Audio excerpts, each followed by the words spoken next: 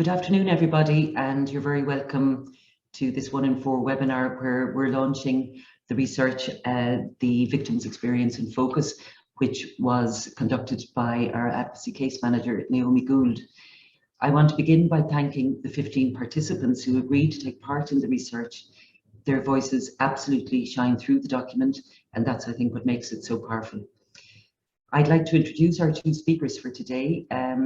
Naomi Gould is our advocacy case manager. Naomi has worked with 1 in 4 for almost 4 years now, and she has a background in human rights law. Naomi has worked extensively with survivors of sexual violence, including in the High Court Ministry for Justice in New Zealand. Naomi will be presenting the research, and she will be followed by Dr. Susan Leahy, whom we're very grateful has taken the time to be with us today. Susan is a senior lecturer in the Department of Law in the University of Limerick. She has a special interest in criminal law and especially the law on sexual offences. Susan has published widely, both nationally and internationally, in the areas of sexual offences, gender-based violence, and victims of crime generally. So we're delighted that Susan can be with us. So I'm going to hand you over to Naomi shortly. Each speaker will speak for 15-20 minutes, and that will be followed by a question and answer session. And you can use the Q&A function from the very beginning on your screens to submit your questions. So Naomi, can I invite you to begin? Absolutely. Thank you very much, Maeve. I'm just going to start by sharing my screen. Okay, so I hope you can all see that. So first of all, thank you all for attending today. Thank you to Maeve and to Kerry and 1 in 4 for organising and hosting this webinar. And special thank you to Dr. Susan Leahy. I'm delighted that she was able to attend today and to present her perspective on the research that I am presenting today. So I'm delighted to be able to share with you the report, The Victim Experience in Focus, an empirical study into the experiences of sexual crime complainants in the criminal justice system in Ireland. So as Maeve mentioned, we are on a bit of a time frame, and I really don't want to go into anybody else's time slots. So I'm going to go through this quite quickly. However, there's a lot more information contained in the report document, and I'm happy to be contacted either through the Q&A or afterwards to provide additional information. So after the acknowledgements, I'll briefly discuss the introduction and the background of the research. I'll go through the methodology and some of the key findings of the research. I will then conclude and present some of the recommendations. So first of all, I'd like to extend my deepest thanks to the Irish Human Rights and Equality Commission. They provided the funding for this project back in late 2020. It is certainly challenging conducting research like this in the background of a pandemic, and so I'm very grateful to IREC for their continued patience and flexibility when the deadlines had to be moved slightly. Also, special thanks to 1 in 4. As Maeve said, I've worked there for a number of years and I received immense support and guidance from both the staff and the management throughout the 18 months that I was working on this research.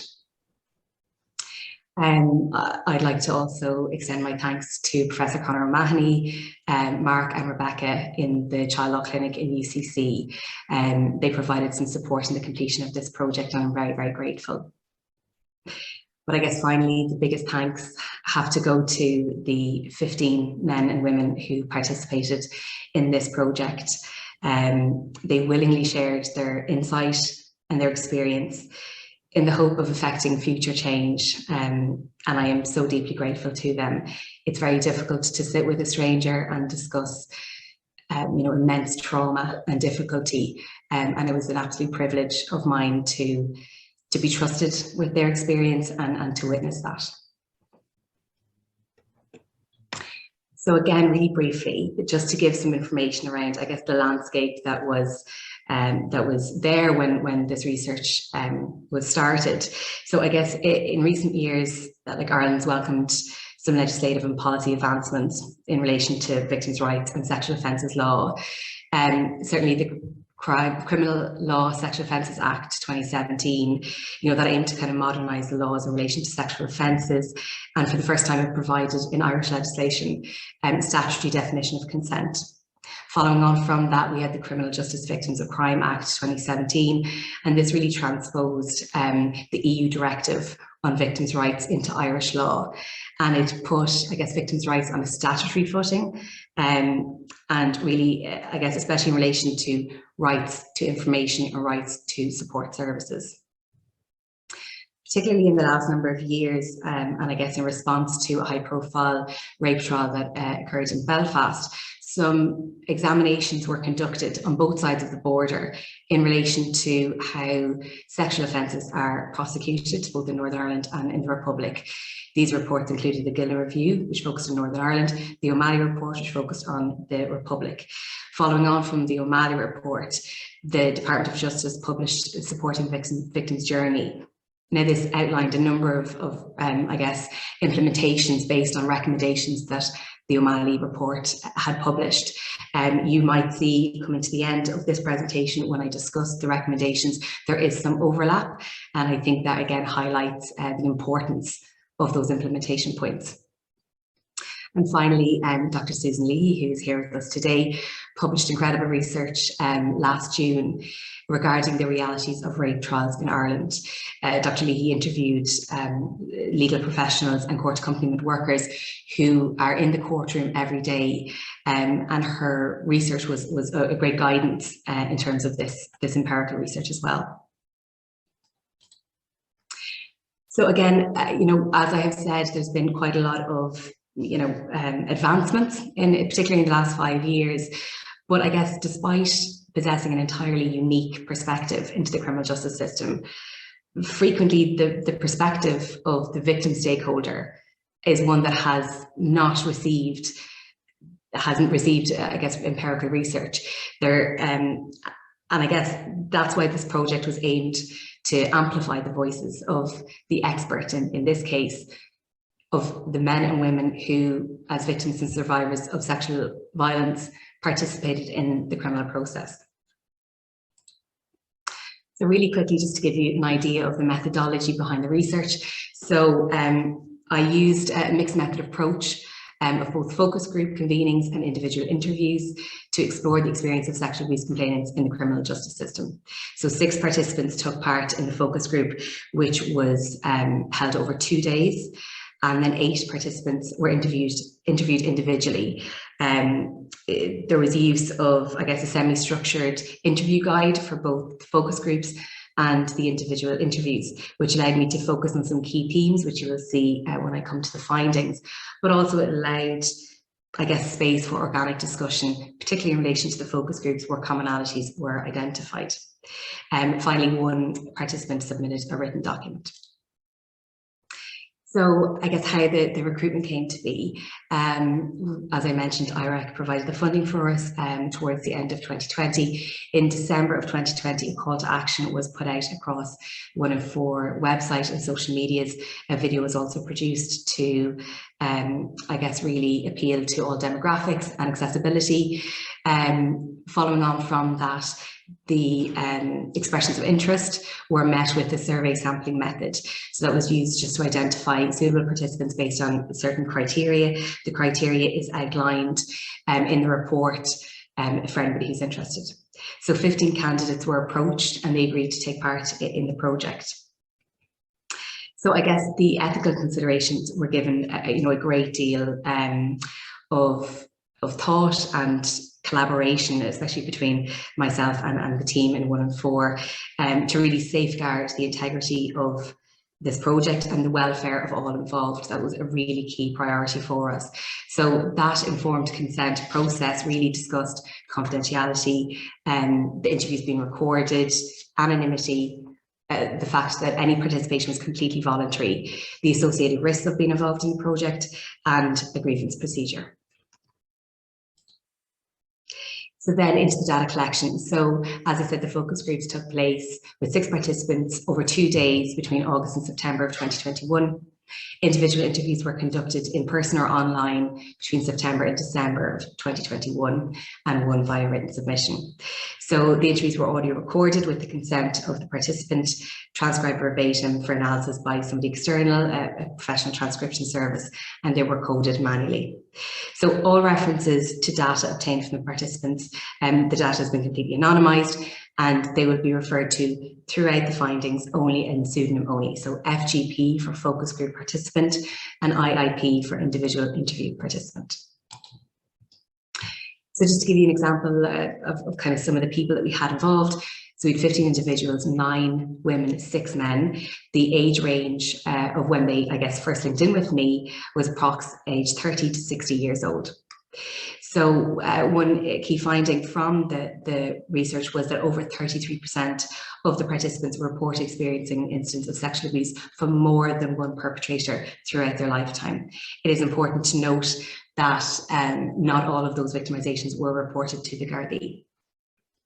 From that then number, just over 46% of the abuse is perpetrated by a family member. Just over 46% was perpetrated by somebody outside of the family, and 7% involved a member of the clergy or religious order. So when we look at the 15 individuals who participated at various points, it was very important to me that I was not just collecting data related to the experience of people who had went through a trial process, secured a conviction.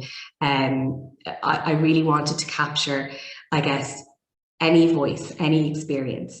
And so with that, we had 5 of the participants out of 15 did not proceed past a DPP decision. So that means that they made their initial complaint to the Garda at some point between the year 2000 and the year 2016. And the DPP decided in their 5 cases not to proceed with prosecuting.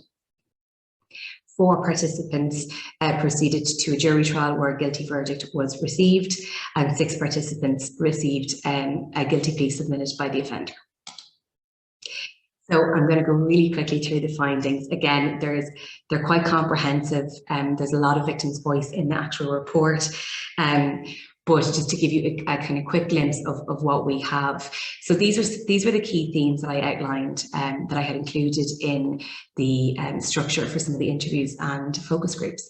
So the human rights and criminal justice system, the participants' decision to report, then the experience of actually reporting, the prosecution process and the court process.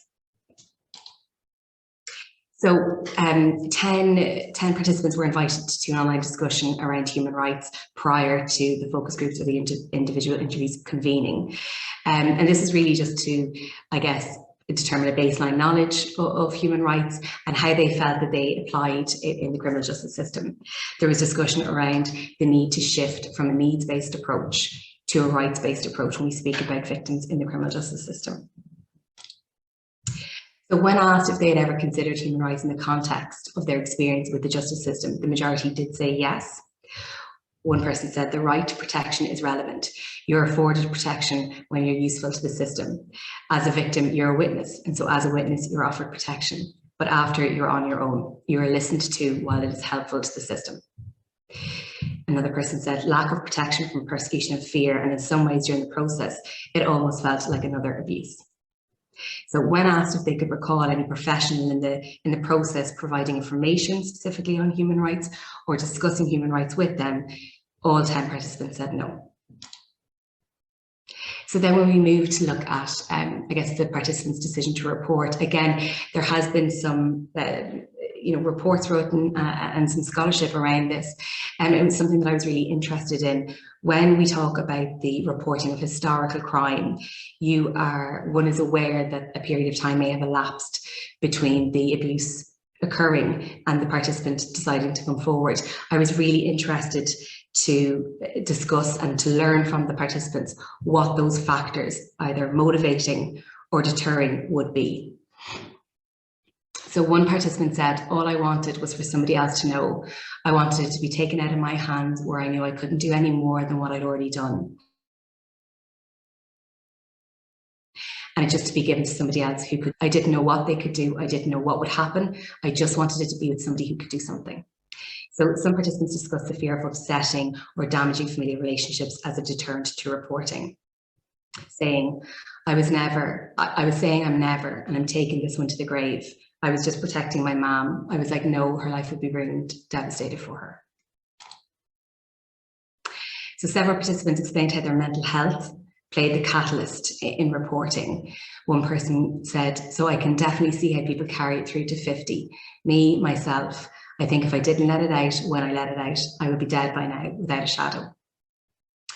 So then it was quite interesting because the adversarial justice system process was evidence as either a reason for reporting or a real deterrent to reporting. So, you know, one person said, I really believed in the institution of the guards and the justice system.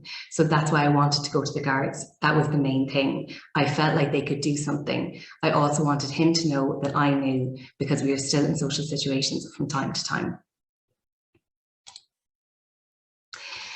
So then we moved on to the experience of reporting a crime to the Gardaí, and all 15 participants really were very clear about their experience of this. So a number of participants shared that they found the process painful but cathartic. They spoke about feeling believed by the officers. They spoke about feeling like a weight had been lifted. One participant in particular said that the officer, when he was discussing his abuse, the officer was enraged, and that was with great comfort to him. Others describe a process that was marred by intimidation and humiliation. So one person said, so on reflection of doing a report with the guards, it was cathartic because I felt now I don't have to remember anymore. It's written down, and I felt such a release in that it was, I thought I was burdened, but I didn't realize that I had a ton of weight on top of me until after it was gone. One thing that really came out of this research was the real impact of a power imbalance. So whether that power imbalance be related to gender, related to an authority inequity between an officer and a civilian, perhaps an older officer, a younger civilian, but this imbalance may mirror a dynamic that was in place when the abuse was occurring. And so that then can, I guess, evoke a traumatic response, unexplained emotions, or dissociation throughout the interview. So especially when speaking about the gender dynamics, some of the participants shared their views. Anyone I was talking to, whether it be one of 4 counsellors or whatever, it was all women. And that I got in and made a statement and it was a man. And I kind of, now he's 100%, he's a nice man, he made you feel comfortable, welcome, didn't intimidate you, didn't look down on you, he was brilliant and I couldn't fault it. But that just kind of put me off my game a little bit, it being a man. Another participant said, and I said, you have to realise that you are a man. And I said, I'm afraid of you. And that seemed to go through him. I don't think he realised. And finally, she was really, really nice. She was a lovely girl, but she'd no training in that sense. I think she was probably nearly as embarrassed as I was. She was nearly shaking more than I was. So again, in the report, the research references, I guess, some work done in the realm of trauma by Dr. van der Kolk, who's an authority on traumatic stress. And I guess what we really seen coming out through the participants' testimony was that the memory of a traumatic event can appear disorganized. It may not have a beginning, a middle, and an end. Participants talked about, I guess, recalling sensory memory. So the smell of an abuser, a song on a radio, the feel of a carpet, whereas they may not have dates or times or seasons. So the participant testimony that's here really reiterated that it's critically important for all professionals, particularly those involved in statement taking, be aware of the potentially fragmented nature of traumatic memory, and in order to capture all the actual detail that the victim holds, because there actually can be a lot of that's very useful in that, but you have to see the value in it. So one person said, I wasn't just remembering what happened, I was remembering what happened around me. I was remembering the smells, I was reliving it. It wasn't just saying when I was 15 this happened, or when I was 10 this happened. I was in that spot again. Another participant noted, it felt very invasive, like I was slicing myself open, showing this person these really dark places that I've never shown anybody, and then nobody helping you put it back together afterwards. You just have to leave.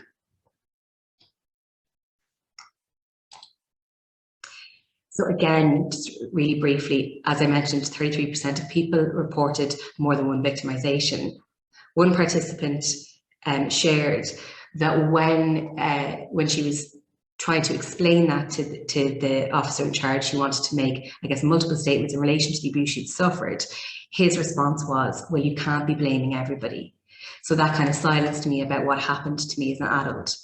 So that was kind of knocked back by the guards talking to me like that. So then we move on to the prosecution process. So I guess when I use this term, I'm referring to the period of time from when the participant made their initial complaint to the Garda, right the way through the Garda investigation and up until the decision was returned from the DPP whether to prosecute or not. So based on the recollection of 10 participants, they approximately the average time from making their statement to notification of the decision to prosecute was approximately 2.2 years. 10 participants' complaints were sent forward to the DPP for prosecution.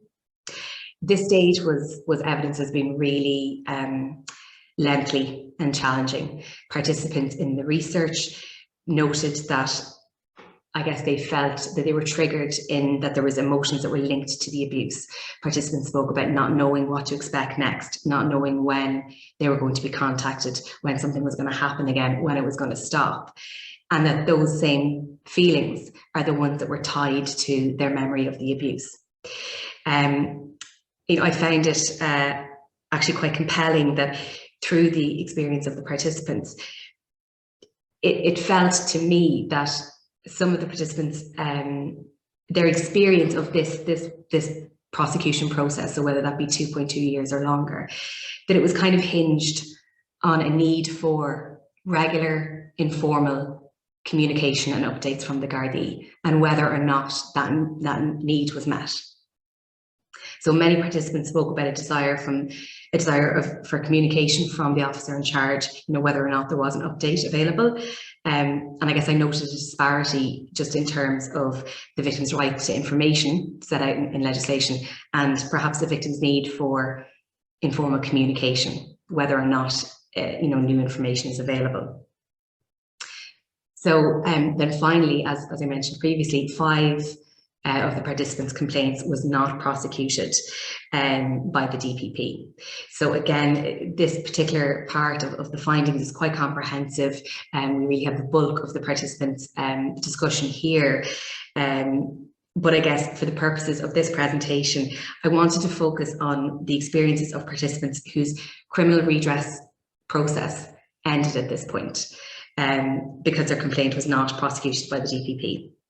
So the complainants, these complainants did not engage in the court process. Their evidence is not heard in court. There was no victim impact testimony heard. And so for that reason, I felt it was very important that they be included in this research and that they be included in this presentation. So you will hear now from the 5 experiences of the 5 participants who did not get past a DPP decision. I was so angry and let down. I felt like, what is the point? It really feels like you were just collateral damage in this whole thing, and then no one really cares. The hardest part was hearing that they weren't going to pursue it any further. You're going, well, you'd like it to go to court and find them guilty. I was a bit disappointed in that, but I wasn't surprised because they did make it clear all along. I never got to have my day in court. I never got a chance to have my say.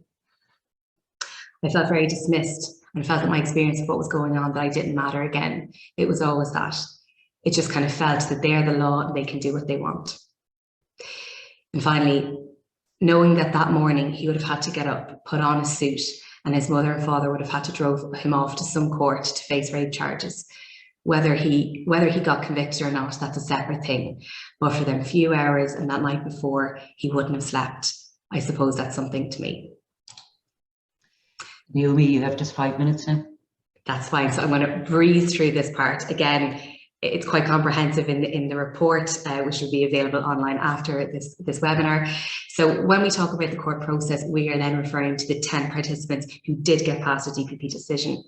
As I said already, 4 proceeded to a jury trial and resulted in a conviction of guilty. 6 received a guilty plea.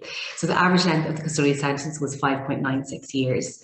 In the case of 2 participants, fully suspended sentences were initially imposed. In 6 cases, an appeal was lodged in respect of the conviction or the sentence or both. And 2 cases resulted in a retrial, a guilty verdict in both.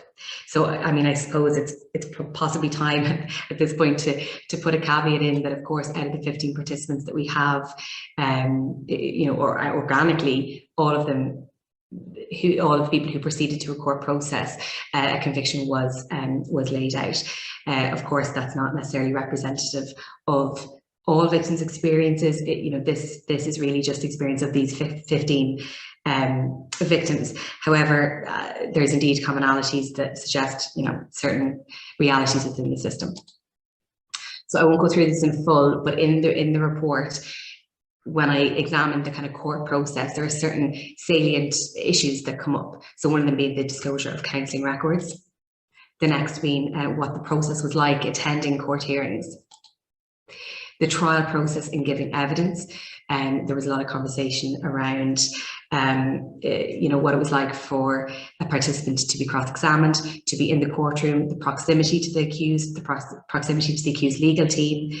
In the case of one of our participants, when they were giving their evidence, due to the close proximity of the offender, whilst they were giving their testimony, they could hear the offender tutting and saying liar, liar to them.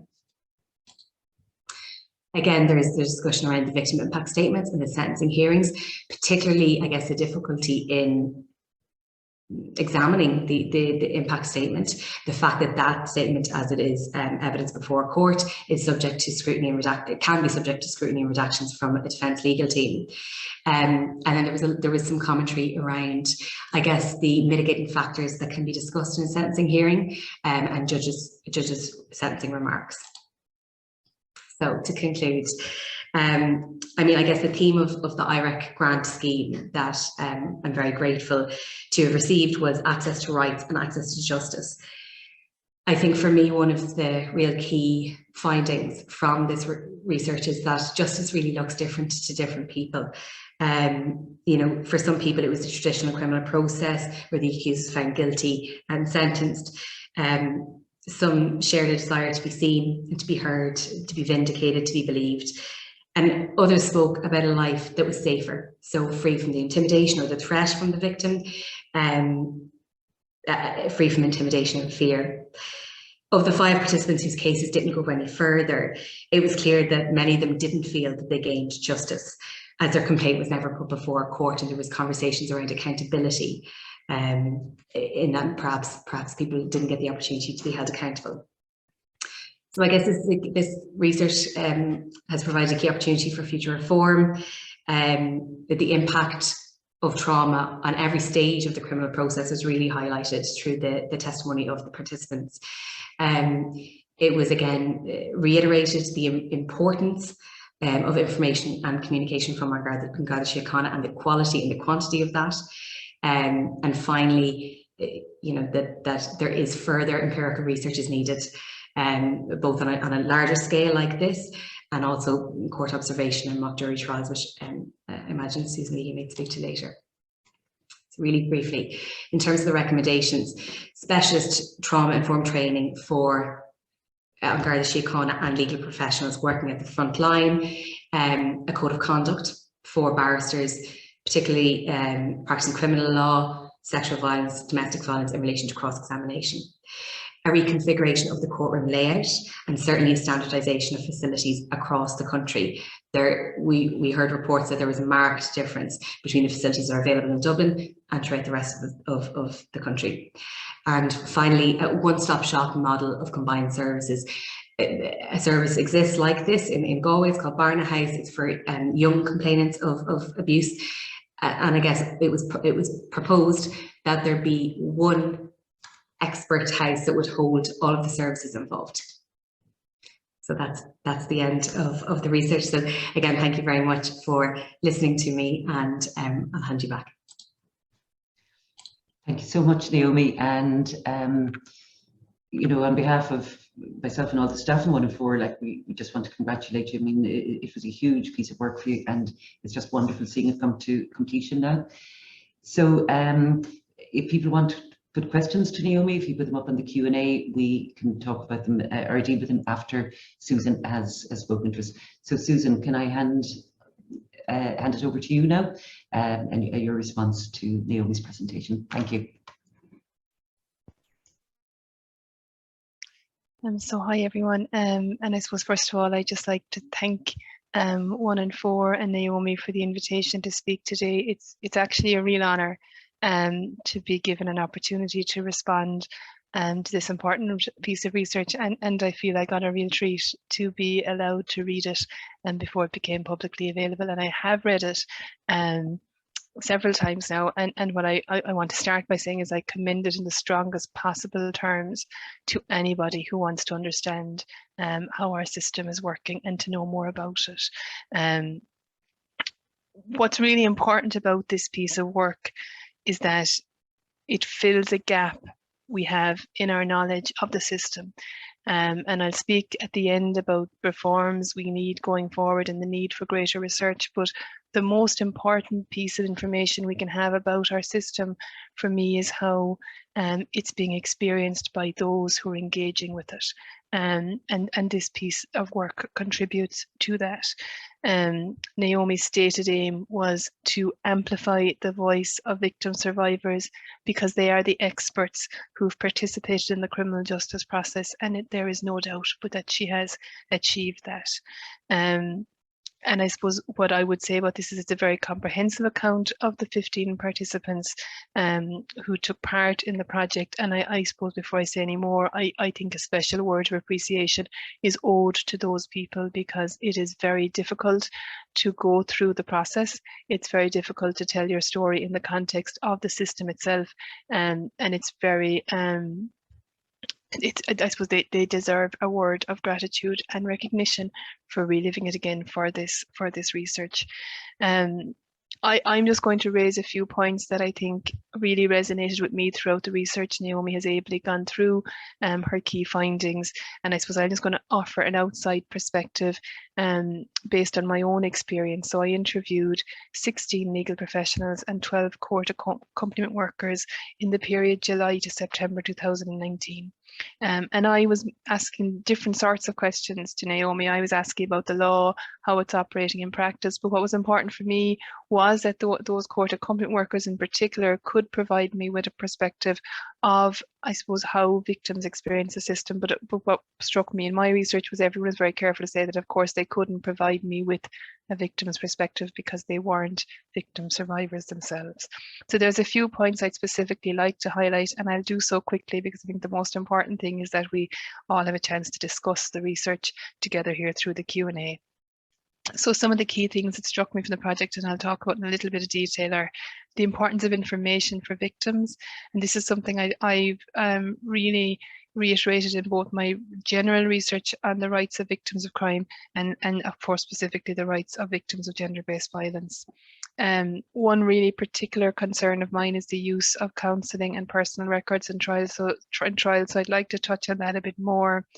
And then finally, I'd just like to talk about, I suppose, what does justice mean for victim survivors, and how we can go about delivering that effectively and the next steps in doing that. What really struck me in the research was when the participants spoke about the powerlessness of silence. And some of the quotes here, they really stuck in my mind. They've gone around in my head a number of times since I've read the report, but those two words really struck me when it came to information. And I think what was important there is how the emotions in that parallel the emotions that these people would have felt in the course of the abuse itself. Powerlessness and not having a voice, not having a way out. I suppose that power dynamic that Naomi talked about in her own research. So when you look at the fact that this research showed that the average period between the statement and the notification of a decision to prosecute was approximately 2.2 years. That's essentially potentially 2.2 years where you are in limbo. and you're in limbo because you're waiting to hear what the outcome of your case is going to be, and your healing, I think, is put on hold. And I know definitely that when I interviewed company workers, they spoke about that, about victim survivors maybe not being prepared for the delays that were involved and not being prepared for the toll that would take on them in terms of their healing. It's very clear from this research that quality and quantity of information is a significant determining factor in well-being. It's a significant factor in determining how you navigate that period of 2 years. For some people, maybe more, for some people, maybe less, but that period of being in limbo can be drastically affected by how much information you receive or not. In my own research on victims of crime, what I always say and what strikes me is that information is your cornerstone right. It's the main right. If you don't have information, everything else is mute. So if you think about the European Victims Directive, it guarantees 3 key things to victims: information, support, and protection. But if you don't have information, you don't know where to go to for your support. You don't know how to go about getting protection. And in and of themselves, of itself, information provides both support and protection. And it was very clear in this research the difference between participants who felt they had got the information they needed throughout the process and those that didn't. And that made a very big difference in how they felt the process had treated them. So it's key. And I would argue, though it is resource intensive, it is a relatively simple way of making sure that victims are protected in the system, ensuring that there's regular callbacks. And I think what's key here as well was that it was very clear that information doesn't need to be big. It doesn't need to be, we've heard from the DPP or we've found new evidence. It's, we know you're there. You're still in our minds. Your case is still important to us. We are pursuing it. You haven't been forgotten. It's giving people the dignity and respect of knowing that their case is being looked after, and that we may not have information today. I might not have information for you next month, but I will touch base with you and I'll get back to you. And that is simple, but it's really important. And if you think about any time in your own life when you've been engaged with a process that's bigger than you, being able to get information even when there is no information is really key to making you feel comfortable in that. Counselling records and personal records, it's a really an issue that's really close to my heart. When I was doing my PhD a lot of years ago now, unfortunately, it was the first time that I discovered that complainants' counselling records were being used in trials. And at the time, I couldn't even see how there was a legal process to allow for that. Fortunately, now we do have a process in Section 19A of the 1992 Criminal Evidence Act that provides what I would argue is a robust system for determining whether counselling records should be introduced at trial or not. The challenge with that came from my own research was that a lot of complainants will waive their right to that scheme being used. So what happens is that, anecdotally at least, we're told, and again, my research was from 2019, so I do concede things may have changed now, that when victims are presented with the prospect of handing over their counselling records, they oftentimes will do so because that idea of I've nothing to hide, maybe not fully understanding the use they'll be put to in a trial, maybe not wanting to delay things by going towards a full hearing. So I suppose this is a good example where the law on the books tells us one thing, that we have a robust system for regulating the use of counselling records, but where practice and reality will tell us that that perhaps a lot of the time that system isn't relied on for quite complex reasons, whereby victims will waive their right to have that formal hearing. I think what this research provides, which I wasn't able to provide in my own research, is the perspective of victims whose counselling records have to be made available and how they quite rightly question why that is ever done. So the sense of invasion is very clear here. The sense of invasion of privacy, of questioning why this information is relevant to their trial. I think one participant spoke of feeling exposed, another spoke of feeling that there's an invasion of a safe space. And I think that puts it really well, because counselling therapeutic care is a safe space for healing to begin. In my study, what struck me, and you see research in this from other jurisdictions as well, is that sometimes individuals feel that maybe they can't engage in counselling until they are finished engaging with the criminal justice process. And that's because of the fear that these records will find their way into trial. Now, that's a very significant shortcoming of our system if you have someone who's to make a choice between healing and engaging with the criminal justice process. And will we have victims then that say, look, it's more important for me to get better, for me to heal from this, than to engage in the process, and maybe forego making a formal report. So what we need to do is make sure that we have a system that's working appropriately to make sure that evidence is only going in where it's relevant. We must be aware of defendants' fair trial rights, and I suppose all of the legal professionals in my report were keen to emphasise that. But I would argue that that the situations where this type of information is genuinely relevant should be rare, and any use of this information should go no further than is necessary. So for me, there's a couple of things we need to do in this area. One, we need to go further than just protecting counselling records. In my research, even the legal professionals themselves said we need to protect more than just counselling records. We need to look at all personal records, so social work records, medical records, any sort of record, even down to people's personal diaries. Anything that has personal information should be caught within this regime. And this regime is based on a regime from Canada. And in the Canadian regime, it covers all counselling records, or all personal records, I should say, not just counselling records. So why we didn't go further in that, I'm not sure. The second thing we need to think about is a longer term discussion, and one that was raised by the Court Accompanying Workers in my study, which was a broader conversation about, do these records ever belong in a trial? And do we need to go much further than having a system for regulating it to a law that flatly says they're never introduced? And a final word I'll issue on that is just counselling records are the start of it. Personal records are very much the start of it. What I suppose hasn't really come up in this research, but I think is going to become more and more a live issue, and I'm seeing that from my own research as well, is digital or communications data. So information from individuals' mobile phones.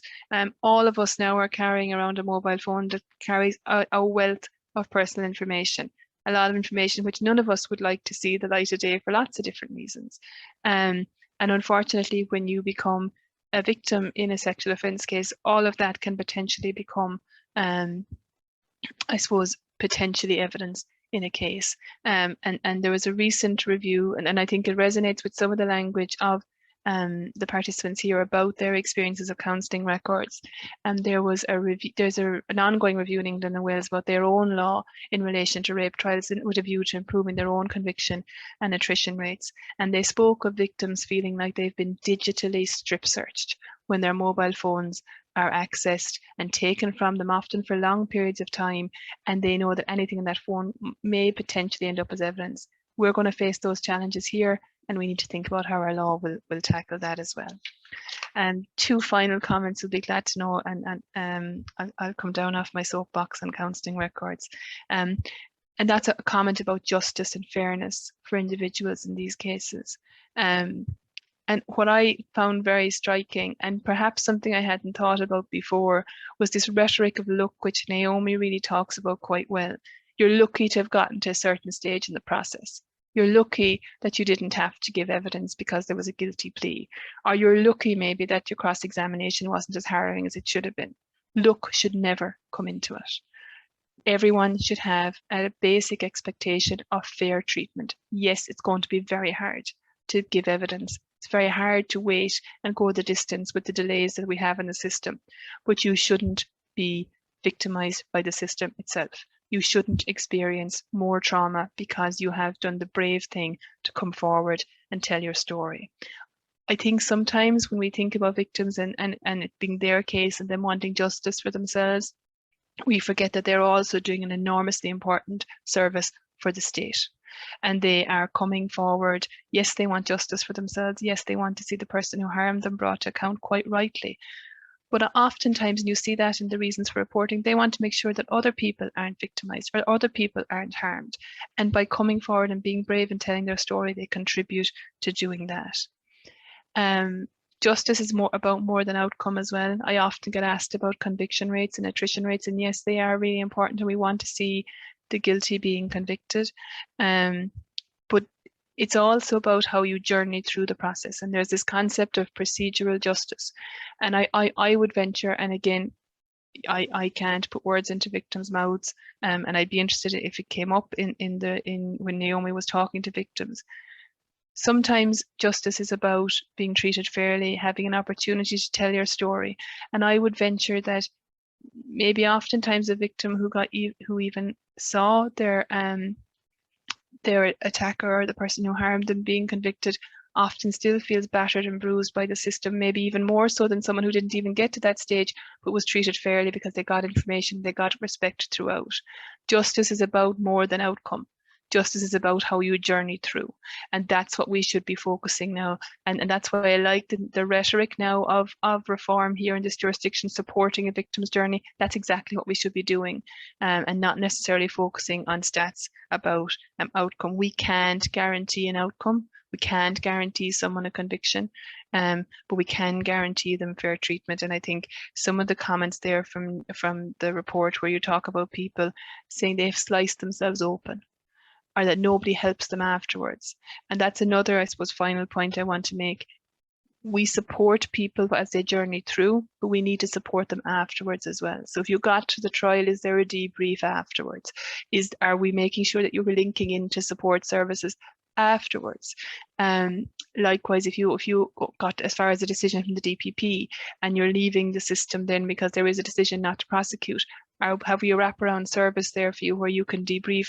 Maybe you want to talk to a lawyer about why that happened. Maybe you want to talk to a lawyer about what that vital piece of information couldn't go in, and for you might have made the difference.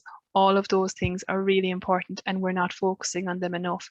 Support is about more than, the journey doesn't end when you exit the system. For many people, the journey might only be beginning in terms of healing. And the last thing, I suppose, is a call for more research like this. I hope my own research went some way towards filling a gap in knowledge. This certainly has gone a really significant way. But we need research like this on a continuing and rolling basis. We need to know how victims are experiencing the system regularly. Maybe we can't afford to do it annually, but we certainly should be doing it every few years, a stock take of how people experience the system. And likewise, a stock take from the stakeholders who are trying to apply the law as well. I found great intentions on behalf of all of the criminal justice stakeholders, particularly in research in recent years. You have on Garda Síochána with the DPSUs, and really good intentions from criminal justice professionals, and from, of course, the wonderful work groups like 1 and 4 and the other rape crisis organisations provide as well. But we're not capturing that enough, and we're not seeing whether what we think we're doing is achieving change in practice. And section 19A in relation to counselling records is a really good example of that. So we need things like trial observations to see how trials are running. Do we really have a problem with cross-examination, for example? What types of evidence are finding their way in? Are rules of evidence working to make sure that evidence that shouldn't be there isn't there? And likewise, then a lot of my work looks at attitudes, how attitudes play out in juries, rape myths, how they influence findings of guilt or otherwise. We've nothing like that in this jurisdiction. We've no mock jury research. We've no research with real juries either. They're all the next steps. They're resource intensive, but until we really know what's happening on the ground, we can't really be sure that the reforms we're implementing will yield the changes which we want. So again, I just finally like to congratulate Naomi and 1 and 4 in this wonderful report, and to thank them again for giving me the opportunity to speak today. Thank you so much, Susan. And you raised so many very important issues there. In particular, I really like when you said we can't influence the outcome, but we can influence the process and how people are supported through it. I mean, I think that's in some ways quite comforting to think. There are a number of questions have come in. One is directly for you, Susan, which is, could you explain a little bit about the section of the law regarding counselling notes? What does it actually say? What guidance does it give? Yeah, so in many ways, it's quite like the procedure for the introduction of sexual history evidence.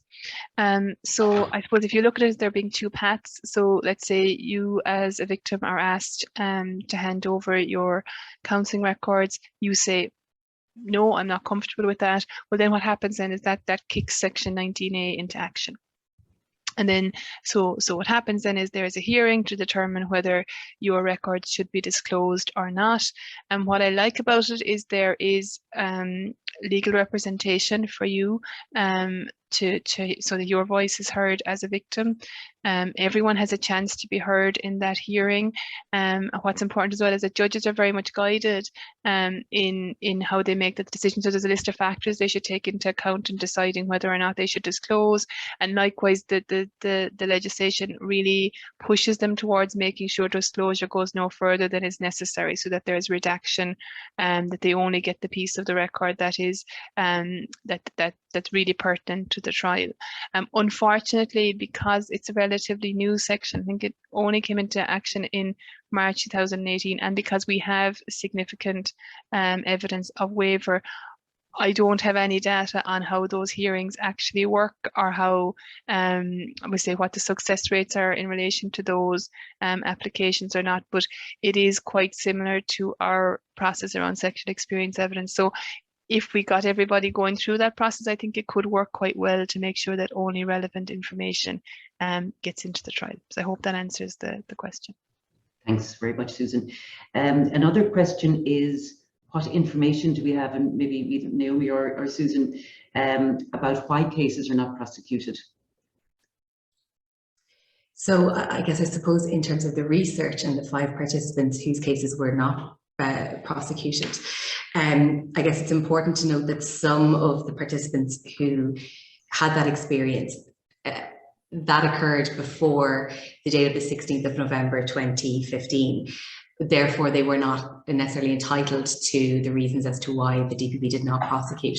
So some participants were not aware of, I guess, the reasons as to why the prosecution had not occurred. In particular, it's not something, I don't think that features in the report, but from my memory, I recall one person in particular being just told that there wasn't enough evidence in the case, and another individual being told that the I guess there was a difficulty in relation to the laws that were enacted at the time of the offending, and in terms of the age of criminal responsibility. So that's in terms of the research, that's the findings of that. Yeah. I suppose there was another question from somebody who did make a report to the Garda in 1990. The DPP decided not to prosecute. I gather from the person that might have been misinformation in the counselling notes that were provided at the time, and the person is wondering if they can make a complaint now. I really don't know the answer to that. Would anybody have a? Yeah, I mean, I wouldn't be able to say determinately, but certainly if they wanted support around that process, I mean, that sounds particularly difficult. So if they wanted some support around that, 1 in 4 advocacy services there, so absolutely get in touch. I don't know what steps or redress would be involved, if any, but certainly just to get some support and perhaps information. Yeah, exactly. Thanks, Naomi. Another question was about the victim's journey and whether or not, which is being supported by the Department of Justice, does that apply to children as well as to adults? My understanding is it should apply to all victims. So I know that we say any of the rights in the Victims Directive, they apply to all victims, and I suppose the only slight difference is where someone is under the age of 18, and there's an automatic entitlement to certain things that maybe for adults there might need to be a decision about, but anyone who is a victim of crime is entitled to the rights of a victim of a crime, and the legislation will be clear on that. Thanks, Susan. There's another question. Did the research say anything about people's engagement with TUSLA, which I can answer myself, no, because it was focused on the criminal justice system. And I'd refer people to the research by Dr. Joe Mooney about adult survivors' experience of engaging in notifying TUSLA. So that would be the answer to that. I was very interested, Susan, in what you had to say about the experience of victims in the UK and the digital information. I mean, my sense is at the moment that's not a huge issue here, but as you say, it's going to be. I mean, do you have a sense, either of you, of what would need to happen to protect people from that type of, you know, extremely intrusive experience? One interesting thing that I've come across, and I need to do a bit more digging on it, is, for example, looking at how certain things that might be found on phones could be captured under provisions, for example, in relation to sexual experience evidence, or under counselling records. So, for example, where something like evidence that might be on from a dating app, or from communications, you know, that you might have texting someone you've met on a dating app or someone you are dating, that would be captured as sexual experience evidence and regulated in that way. I know in England one of the big challenges as well is the very simple thing of your phone being taken away from you for very long periods of time. So what they're working towards there is that if your phone is taken, that within 24 hours you either have your phone back or you're given a replacement phone. That may seem like something very simple, but you can see how in the flurry of an investigation, something as simple as someone no longer having a phone now could be completely forgotten, and it may be prohibitive for someone to be able to replace it themselves. So that problem is going to, like, what you find here in the trends is that problems that are rising in England will eventually come here, and I'd say they are here to some extent, but we just haven't had that big case where it's posed enough of a problem that we've had coverage of it. But that's one way, but I think there's a much bigger conversation about what's relevant evidence, and to think about that before we start thinking about how we regulate it. And there's been a lot of comment on the chat there about counselling notes, and I know it's a real issue for us in 1 in 4 in that our counsellors, our psychotherapists do not take notes that would in any way probably be recognised as psychotherapy notes anymore, because it's always at the back of our minds that these notes could be produced in court. So all the hypothesising and reflections and so on that a psychotherapist might normally include in notes just can't be included, and that can be to the detriment of the process. Okay, unfortunately we are running out of time, so I'd just like to thank everybody for attending. There's been a huge attendance here this afternoon. Again, to thank people who participated in the research. It's clear from what Naomi showed us and what you'll be able to read in the research, which is now going up on our website at www.oneinfour.ie, that the voices of the participants is absolutely powerful and thought-provoking, and really should make us all stop and think. And finally, to thank Susan for taking the time to be with us today. Thank you very much, Susan. And then to Naomi for coming to the end of what has been a huge piece of work. So again, congratulations, and I think it's going to be a really powerful piece of advocacy for survivors of child sexual abuse engaging in the criminal justice system. So thank you very much, and we'll come to the end. And indeed, if anybody out there would like the support of our advocacy service here at 1 in 4, you're more than welcome to contact us through the website or on 01 662 4070. So good afternoon, everybody. Thank you.